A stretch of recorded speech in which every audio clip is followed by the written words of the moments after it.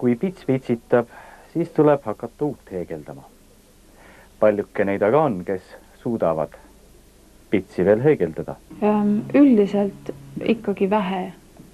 Sadadega ma lugeda ei saa. Kümnetega küll? Kümnetega küll, jah. 5. konkurss on nüüd juba ka möödanik. Kes olid selle aasta laureaadid? Täiskasvanutest võitis uhke punase linakomplektiga Taimi Auser, kelle juured on Setumaal, aga kes elab Keilas. Ja teise kohatöö sai aastaid Setu pitsi konkursist osa võtnud ja ka paljudel aastatel peavõite ära viinud Ulve Kangro, kes on kokku pannud ka Setu pitsi raamatumaterjali. Ja kolmas preemia läks ka Taimi Auserile ja õpilastest võitis esimese preemia Värska gümnaasiumi 9. klassi tüdruk Angeelika Järveveer. Teise koha tööd olid ka Värska kooli õpilaste Inna Lepisto ja Jane Tuiga tööd. Nii et teist preemiat andsime välja 2, kolmandat preemiat ei andnud välja. Selle asemel andsime ka veel 2 eripreemiat parematele töödele. Kus teie enda jaoks avastasite Setu pitsi? Mina avastasin eks ikka siit Värskast. Kuna rahvuslik pits on teist õppeprogrammis sees olemas ja sügavuti võttes on Setu pits, Mulgi pits ja Saarte pits, siis ta paratamatult ta oli üks osa minu tööst.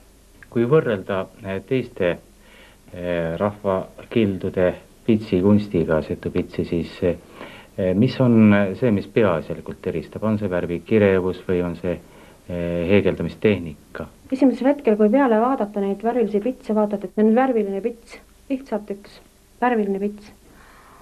Aga lähemalt uurides siis selgub, et seal on teatud perioodi järel kordub kogu aeg mingisugune kas värvikombinatsioon ja samas või siis mingi mustri kombinatsioon. Ühesõnaga, seal on nii värvikirevust kui ka neid mustreid ja motiive ja ta oluliselt ikkagi erineb teistest Eesti rahvakunstis olevatest pitsidest, sest et siin on kasutatud igas suunas heegeldusvõtteid, mis tavaliselt pitsi heegeldamise juures puudub.